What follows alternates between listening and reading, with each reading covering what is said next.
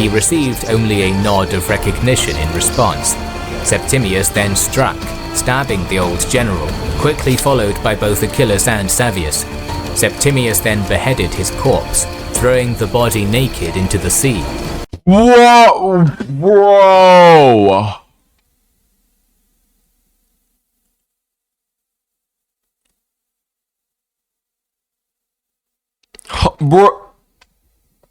The Civil War. This is like, I think, the final thing that I've been behind on. Use the words decisive battle to denote the engagement. A month. Now, honestly, so far this Civil War has been kind of one-sided. Although Pompey, you know, conflict gave Caesar a bloody nose in the last thing that reacted to. The fates of entire empires or I don't really care, kings and generals, just kings and generals, you'll get a free 1-month membership in a precarious. Following, yeah, I learned that you just skip. Caesar was in a precarious position. Oh yeah, he was. The army under his command was by now heavily depleted, and his other legions were scattered around Greece, 2 under Domitius Calvinus around Macedonia, and 1 in southern Greece under Longinus and Sabinus. Caesar's defeat also meant that his supporters would be wavering. He needed a victory soon, and it would need to be decisive. Caesar's priority was to get his army back into fighting condition, so he first marched to Apollonia, where he left his wounded, and sent 7 cohorts to garrison various towns and cities under his control.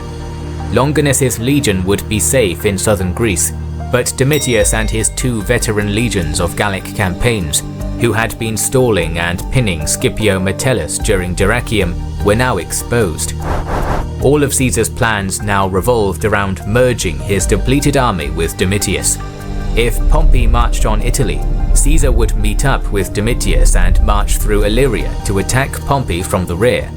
If Pompey marched on Caesar, Caesar would march to Domitius and fight a battle with the merged army. If Pompey besieged Caesar's allied towns in Greece, Caesar would march to Domitius and attack Scipio, forcing Pompey to react or lose an ally. Before any of these plans could be put into effect though, Caesar had to get to Domitius. He began his march at full pace from Apollonia. Pompey, however, had also come to a similar conclusion. If Scipio was caught unsupported, his legions would surely be lost. Both Caesar and Pompey were once again in a race with each other, each hoping to reach their before the other. It's always a rat race. It's always a freaking rat race, Leaving dude. Cato in control of Dyrrhachium, Pompey began his march to Scipio. As he did, he took measures to slow Caesar, spreading the word of his defeat at Dyrrhachium, and as a result, Caesar found little support on his march, and his scouts and messengers found it That is so smart. Impossible to reach Domitius. I don't give Pompey enough credit. I'm not gonna lie. I don't give Pompey enough credit, but I hope he proves himself. When both armies were just 4 hours from the positions of Domitius and Scipio, Caesar had a stroke of luck. Some of the Gauls who had defected to Pompey at Dyrrhachium had yet another change of heart, racing to Domitius and warning him of Pompey's approach and Caesar's location. Wait, why they betrayed Caesar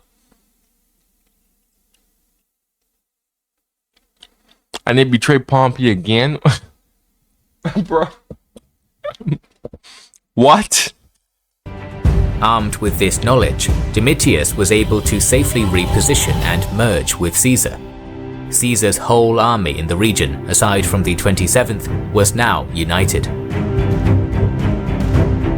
Nonetheless, Pompey still held the upper hand. He had more local support and supplies, and so his intention was now to avoid another confrontation with Caesar. Despite his numbers, he was still aware of both how much more experienced the enemy forces were compared to many of his own, and how dangerous Caesar was in the field. In Plutarch's words, Caesar and that army who had stormed 1,000 cities, subdued over 3,000 nations, gained numberless battles of the Germans and Gauls, taken 1 million prisoners, and killed as many in the field. Thank you for using the word German and not Germanic. Well, no, why do I say this? Because there's this huge like rift in the Germanic world where and this is just a part of like Western European, their superiority complex that's annoying as hell. But I see people who are like, I'm not German, I'm Germanic. Like, bro. Oh my gosh. Like, they try to differentiate the terms, or they like distort it. It's been so distorted that a lot of people don't understand what it means to be Germanic. Like, Germanic is simply a person or thing that isn't German with German influences, right? Case in point, like my accent. My accent is actually Germanic. Actually, it actually is. Like, growing up in Barbados, again, I mentioned how Barbados is stuck in the time capsule. So even the way how we speak English, actually, because Barbados was settled in 1625. So, and if you know English history, you'd know that throughout time, the English language has been constantly evolving and just slowly diverging away from its German roots. Because before, English was just a mere German dialect, and then it slowly started to diverge away from its German roots, especially after the Norman conquest in 1066. Barbados, we even speak archaic words that are deemed obsolete in the official English dictionary. Like, you wouldn't hear it anywhere else. I'm not sure about other Commonwealth places, but maybe. But in Barbados, like, we even phrases, words, hell, I mean, we even kind of use case systems without knowing it naturally. I talked about this in my one of my Russia reaction videos where I was like, oh my goodness, like the way how Russians speak and their whole case system. I get the logic because we kind of talk like that. And that's because, again, and this is how I know. This is why I always say, like, yo, English people are Germans. Like, this is why I 100% know. Like, growing up, I was able to pronounce the German E. The A umlaut, right? That English speakers struggle so hard when they're learning German. They struggle so hard with German umlauts and whatnot. Yeah, that was never really a problem for me because I kind of already knew how to pronounce German umlauts because, again, our accent is Germanic. We're not Germans, but our accent is Germanic because, again, Barbados is stuck in a time capsule of early modern history. And funny enough, actually, I watched this video on YouTube where it was showing the progression of English accents over time and throughout the years in history.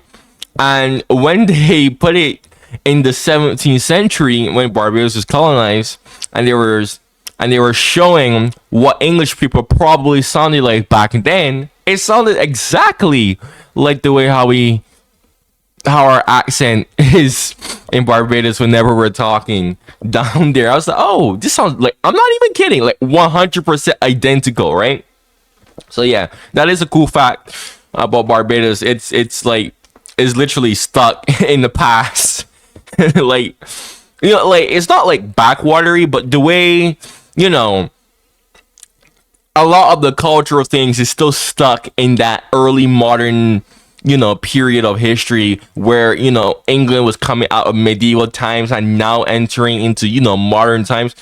A lot of the stuff like that is still persists on today that you probably wouldn't even see in England, funny enough. And that also includes the progression of the English language.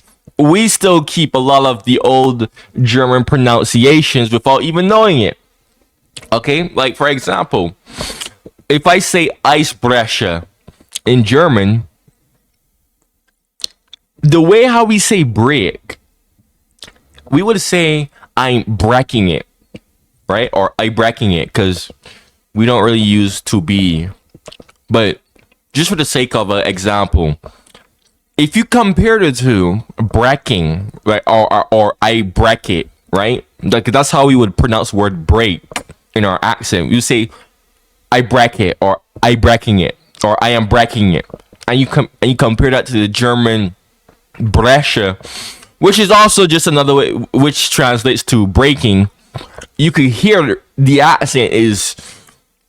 You could hear the similarities in the pronunciation there, and there's a whole bunch of those pronunciation similarities here that exist within Barbados that is still somewhat connected all the way up to German. Why? Because again, English people are Germans.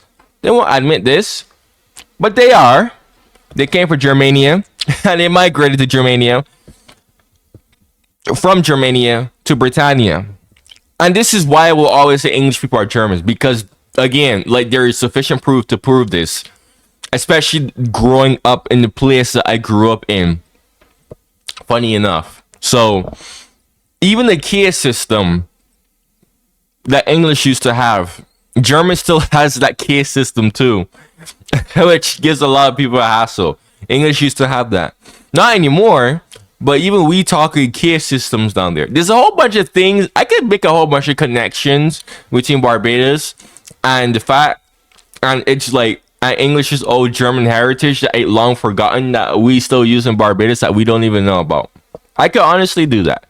But again, you know, I was just making a good example for you to understand the difference between German and Germanic. Despite all of that, though, right? Despite all of the clear Germanic influence, we're not Germans in Barbados. We're mostly Afro descent, right? We're mostly Afro descent. We're culturally English. That is true. Germans are a race. Germans are a race of people, right?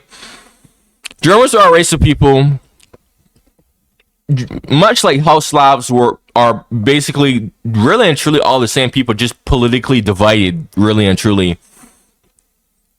Originally, they all started off as one in what's now southern Scandinavia. Basically, honestly, Germans are basically just Scandinavians. They're basically all just Scandinavian people who just scattered all about the place. But that is the difference between German and Germanic, right?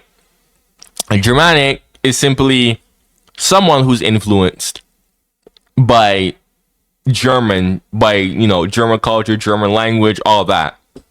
Like the example that I used with my country, and hell, even my accent. And German is just someone who's, German, like German, right? So let's continue. Although you can use the term Germanic to also mean German, yes, you can. But when I see people trying to use the term to mean a whole different thing, like Dutch people who say, oh, we're not German, we're Germanic. Like, no, Dutch people are also German because, one, they were a part of the Holy Roman Empire. Two, they came from German tribes. Three, they were a part of Germania, all that fun stuff, right? So I hope you understand what I'm saying, the difference between German and Germanic. Because that annoys me whenever I see people try to, Western Europeans, like nobody wants to call themselves German when they are. That's why I say there's a huge rift in the Germanic world. And I know why. Because of World War II. Because ever since World War II, no one really wanted to call themselves that. It's like taboo, right? Without anyone really admitting that it's taboo. I know so many people are so hell-bent on just denying that they're German even though they are. Dude, like the royal family of England is German. They're like 80% German, and they try so hard to hide their German heritage. It's crazy. I watched a whole documentary on that. It's wild. Let's continue. Pompey was confident that, in time, Caesar would run out of supplies and that his army would break down. This was known as the Fabian strategy. and had been used to great effect by Fabius Maximus against Hannibal in the Second Punic War. Many high-ranking members of Pompey's army, however, were pushing for a decisive battle. Ahenobarbus, Scipio, Afranius and Cicero applied pressure to Pompey, accusing the general variously of cowardice and even of having been bribed. Pompey would have to act soon or risk his army fracturing. Hey there. Caesar, on the other hand, had wasted no time. He marched quickly to Gomphi, an important town with many supplies and home to the praetor of Thessaly, Androsthenes. Androsthenes had previously promised his and Thessaly's support for Caesar, but following Dyrrachium had defected to Pompey, closing the gates of the city to Caesar. Caesar did not have the supplies or time to conduct a prolonged siege, so he decided to storm the town. The attack started at 3 in the afternoon and was all over by sunset, a number of nobles, likely including Androsthenes, committing suicide. Despite their defeat at Dyrrachium, Caesar's veterans were still a force to be reckoned with. After resupplying, Caesar marched to Metropolis, which surrendered upon hearing the fate of Gomphi. Many other towns soon followed suit, and Caesar soon had enough local support to resupply his army for the time being. Pompey knew that if he could keep Caesar pinned in Thessaly, he would still eventually run out of supplies and be starved out. But the pressure from his officers was continually mounting. Finally, Pompey relented to their demands and marched his army to Pharsalus to give battle, setting up his camp on the high ground. Morale amongst Pompey's men was high, and his officers were confident of victory. They had a huge numerical advantage and had already defeated Caesar once. Already talks were being had about who would be the consuls and praetors after the war, and who would get the property of Caesar and his allies, and who would hold Caesar's position of Pontifex Maximus after his defeat. According to Caesar, they were not concerned with the means by which they could gain the upper hand, but with the way in which they ought to use their victory. Their confidence was not unfounded. Pompey's army numbered around 47,000 infantry and 7,000 cavalry. Caesar's army, on the other hand, now numbered only around 21,000 infantry and my goodness! Oh, that's 500 cavalry, according to his own account. Due to Caesar not counting his auxiliaries in this account, it is possible that the number of infantry and cavalry Caesar gives is underplayed, and Appian suggests his infantry numbered nearer 30,000 and cavalry around 2,000. Caesar was equally confident though. His army was not as numerous, but it was more experienced and disciplined. Only a handful of Pompey's legions were true veterans, many having been recruited specifically for the war and only having seen their first action at Dyrrachium. While the bulk of Pompey's infantry were Roman legions, they were supported by auxiliaries and allies from the east, making up the majority of light infantry and cavalry. These men, though all skilled warriors, would not have been trained to fight in the Roman style, and the multitude of languages spoken in Pompey's army would have made coordination difficult. The men Caesar had under his command were from his 10 veteran legions, all of whom had fought with him since his Gallic campaigns, some for as many as 12 years. Every day, Caesar would march his army out of the camp to the base of Pompey's hill, offering battle. Pompey each time refused to commit, pulling his men out of camp but never moving from the high ground. It was clear that he was still not wholly committed to a pitched battle and did not want to give up his advantageous position, only being willing to commit to minor skirmishes. While these maneuvers were going on, Caesar also mounted some of his infantry, drilling them each day to bring his cavalry up to 2,000, still much less than Pompey's, but enough to at least stall them. It had been almost a month now since the Battle of Dyrrachium, and Caesar eventually decided that if Pompey would not give battle, his best strategy would be to keep his army on the march, move in camp every day, forcing Pompey to shadow him and wearing out Pompey's less disciplined force. Honestly, I have seen Caesar's veterans in action that I personally think that, yeah, I at this point, I know that those experience, trumps numbers. Experience really does trump numbers. On the 9th of August 48 BC, Caesar was about to put this plan into action and had his army prepared to decamp, when Pompey's army suddenly moved off from their position on the hill to the plains to give battle. It is not entirely clear why Pompey chose to do this. The most likely answer is that he was pressured by his supporters who, upon seeing Caesar ready to move, were worried Caesar would slip away and had pressed Pompey to seize the opportunity and give battle. Whatever the reason, Caesar took it as a blessing and also prepared his army for a battle on now even terrain. Pompey knew that his key advantages were his cavalry and his numbers, and he drew up his army to best maximize their effectiveness. His infantry was formed into the classic Roman triplex equies, but slightly deeper than the usual 10-men depth order to better hold a defensive line. On his left wing, he stationed 2 legions under the command of Lucius Lentulus. These were 2 of Pompey's most experienced legions, one raised by himself, and the other having been raised by Caesar for the Gallic Wars, and later handed to Pompey just before the Civil War.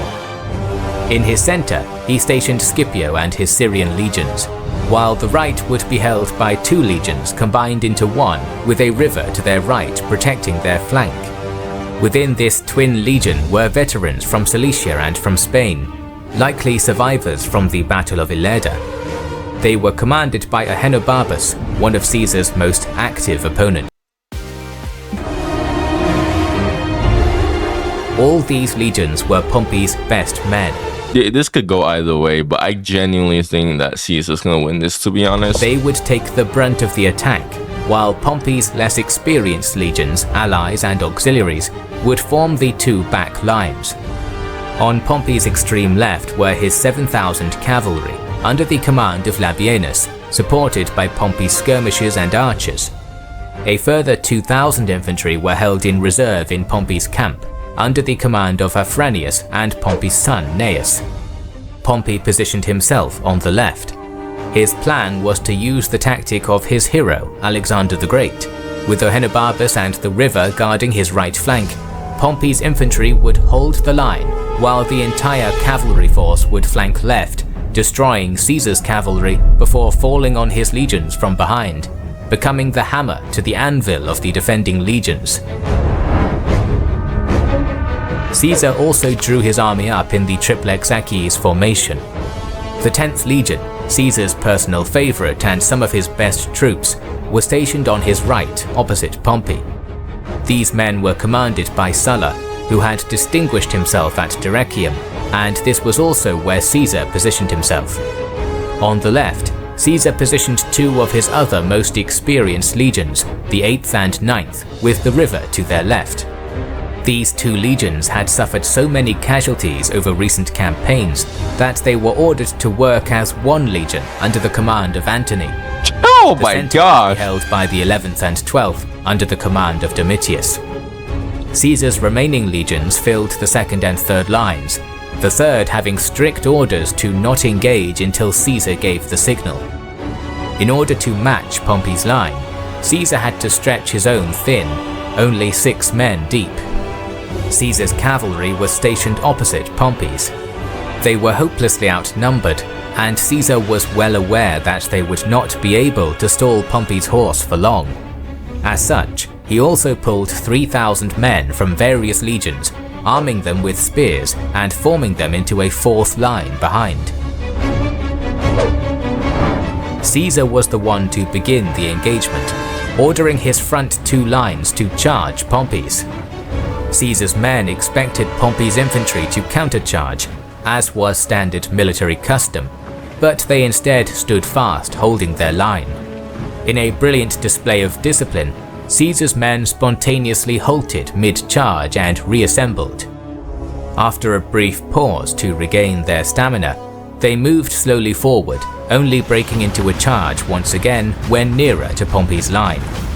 Javelins were hurled from both sides, and Pompey's men, braced and with interlocked shields, held the line. An intense melee ensued with brutal close quarters fighting. Dude, I still trying to figure out how the hell did these people even fight? Like, were they... Did they actually fight like this? I talked about this before, but I just cannot fathom that. Dude, it blows my mind how... or should I better say, it still blows my mind how people back then were so tight in formation, saw another person, and just had the freaking will to just literally cut them down. Like, bro, I just not feel a thing. Like, I don't know, man. I mean, we do it today. I mean, people go with guns, go gun people down, right? And it's like, that's that. But dude, it's different because you are doing it with a sword. You're doing it with a sword. You're definitely hearing those people screaming, groaning, crying. That's why I'm like, how the hell did the people back then have the will, I guess, do something like this? It's just striking to me, right? It's just mind-bending to me, honestly. Pompey now put his plan into action. Labienus led the Pompeian cavalry to Caesar's right flank, supported by the bro. Oh my goodness. And don't get me yet started with cavalry fighting each other. How did that work? Bro, please. Okay. Infantry is like, I could imagine infantry. I can imagine that. That's more imaginable. Because you're just there huddled up, kind of just juking, I guess, or just slicing and dicing if you're a freaking Rambo.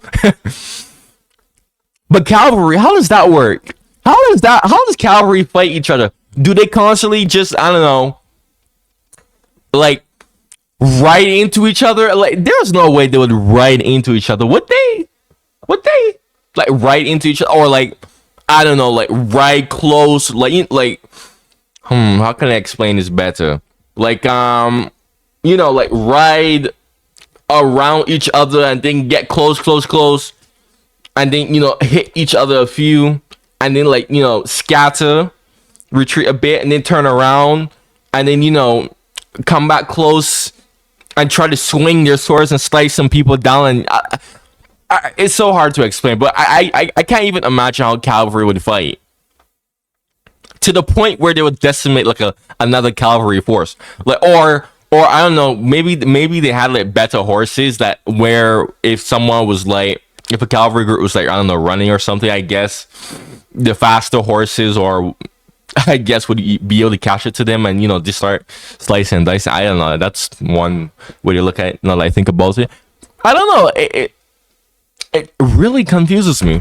And archers. But if you do have any idea on that, though, that would be nice if you could put it in my comments. Smashing into the Caesarian cavalry. Caesar's men could not hold off the onslaught for long, gradually being forced back before retreating entirely. They had, however, performed their role. Whilst Pompey's cavalry had like been this fighting. How is this happening? Where the cavalry just, how could you push back cavalry? With infantry, it's simple. The people would just step back. But cavalry, how do you push back cavalry? You're constantly moving. So would it be like the superior cavalry force is causing them to move their horses further every time they ride away, and every time they ride away, the superior cavalry force will simply move up with the faster horses and superior men and all that, and then just rinse and repeat, do that over and over and over again until they slowly just eventually over time get put to another area. Does that make sense? I don't know. It's hard for me to explain something like that. You know how cavalry like circles around and constantly moving around everywhere like you're on a horse, especially when you're fighting. Think of Mount and Blade Bannerlord, right? When you have your cavalry, you're constantly like running around with them and whatnot. If you're losing, it's like, would you just be running back and not fighting, or would you be like fighting, like riding around, trying to charge and get some strikes in, and then go away further back because you're losing, and then the superior cavalry force would simply chase after you, but you're still trying to basically do it like a fighting retreat. Yeah, fighting retreat, I guess that's the best way to put it. I don't know, I hope that makes sense. I don't know, it's hard for me to fathom that. I don't know, if someone can explain that, that'd be cool. With Caesar had given the order for his fourth line of spear-armed infantry to wheel around and face Labienus and his cavalry. The Pompeian cavalry had been preparing to charge Caesar's legions in the rear, but with Caesar's cavalry acting as a screen, they hadn't seen Caesar's fourth line move into position, and now they found themselves being attacked by 3,000 heavily armoured spearmen. Pompey's cavalry, though numerous, were not heavy cavalry, and many were young nobles with little experience of warfare. Fighting veteran spearmen head-on was not something they were cut out for. I bet. Being forced to retreat to the distant high ground to try and regroup, but the damage had already been done. Caesar's fourth line pushed on into Pompey's missile troops, easily crushing them. As they pushed on, it was now Pompey who was being flanked. His left-flanked legions, both who had previously fought alongside Caesar and his legions, now found themselves attacked on multiple fronts by their old comrades, the 10th Legion from the front and the 4th line from the left flank and rear. It was at this point that Caesar committed his third line of fresh troops, throwing every man he had into the battle. Under this huge pressure, Pompey's line began to break, starting with the 1st and 3rd. This was also where Pompey had stationed himself, and almost becoming surrounded, he had little choice but to flee the battlefield and retreat to his camp.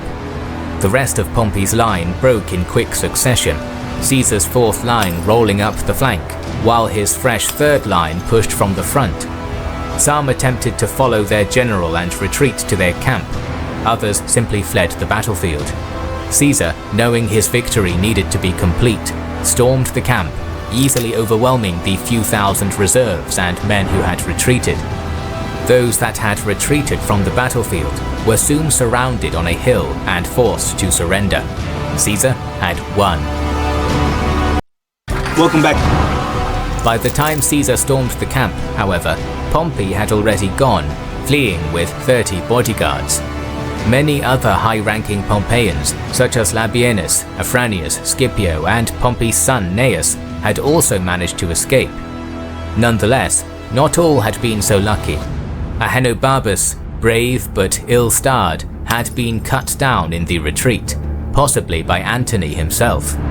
Many others had been captured in Pompey's camp and in the immediate aftermath. Among these was a young man, Marcus Junius Brutus. The son of Caesar's mistress, Brutus was held in high regard by Caesar, who had given his men orders to not kill Brutus. When Brutus surrendered, Caesar was overjoyed, welcoming him with open arms. What the heck? Caesar showed... Wait. Hold on a second. Son of Caesar's mistress. Oh. Oh yeah, Caesar had hoes. his customary leniency to Pompey's soldiers as well, with more than 24,000 surrendering to him. Whoa!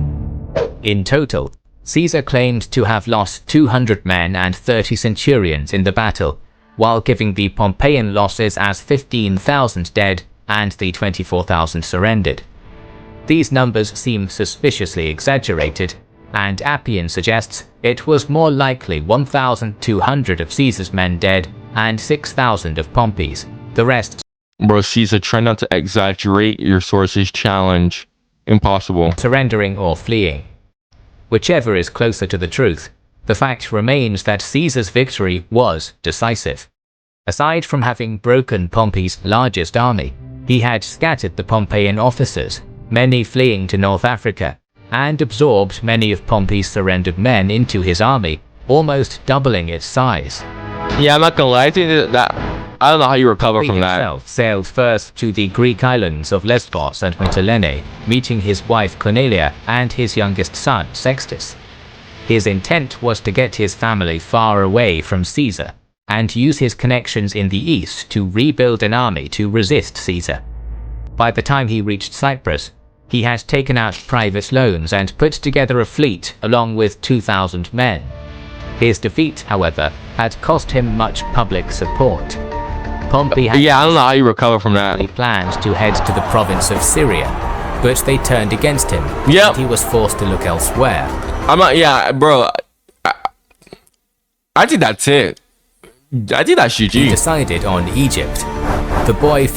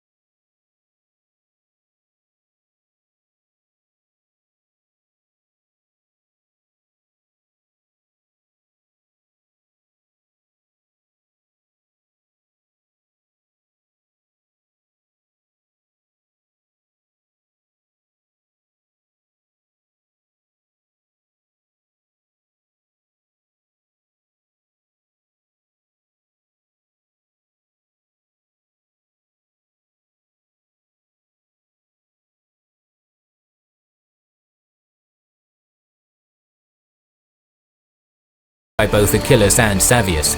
Septimius then beheaded his corpse, throwing the body naked into the sea.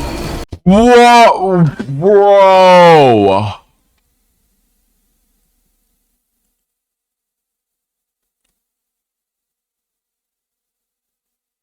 Bro.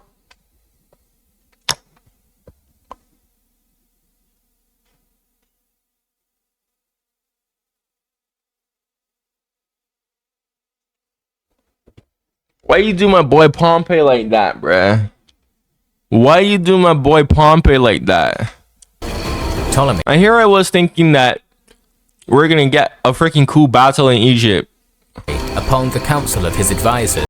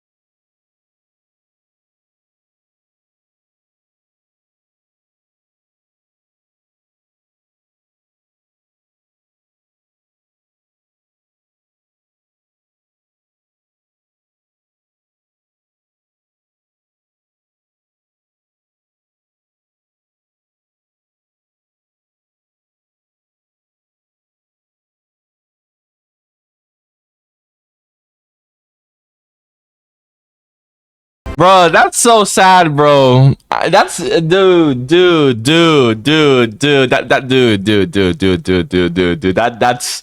That's dude. Even I feel like Oh my dude, that has me feeling very, very, very, very just angst. Not angst. Angst is fear. That just kind of has me in a very tragic mood. Had affected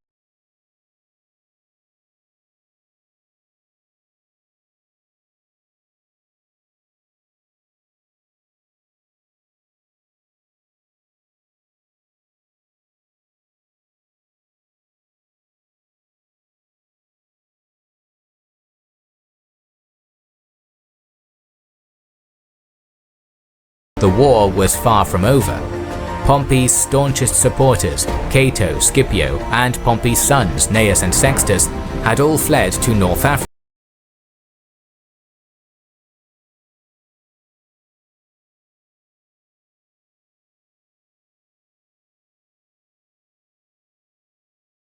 So make sure you are subscribed. Why is the civil war continuing? Pompey's dead, bro. And have pressed the bell button. Please consider liking, commenting, and sharing. It helps immensely. Our videos would be impossible with. That's so sad, bro. That's so, dude, and the way how he died too, dude. The way how he died. If he had died in a much more respectable way, I don't think this would be as sad. But the way how he died, dude. Oh, dude. How could a legend like that just...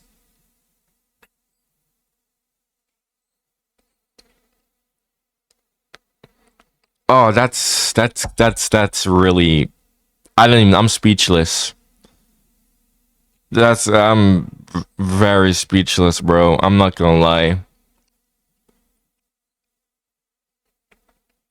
Anyways, if you're new to my channel and you have any suggestions for me, go comment down below. Eventually I'll do it. Make sure you like and subscribe. You know, it helps me a lot. If you like my reactions, man, go check out my other reactions on my series. I have a whole bunch. I still can't get over the way how he died. I expected Pompey to, if he died, to at least die in a much more courageous, more respectable way, but that's so disrespectful. Like, that dude. And it just threw his body naked, dude. That's so freaking sad, dude. I'm not gonna lie. That's. Anyways, man. Thank you for watching and goodbye. Wow. I am gonna be thinking about that for a while.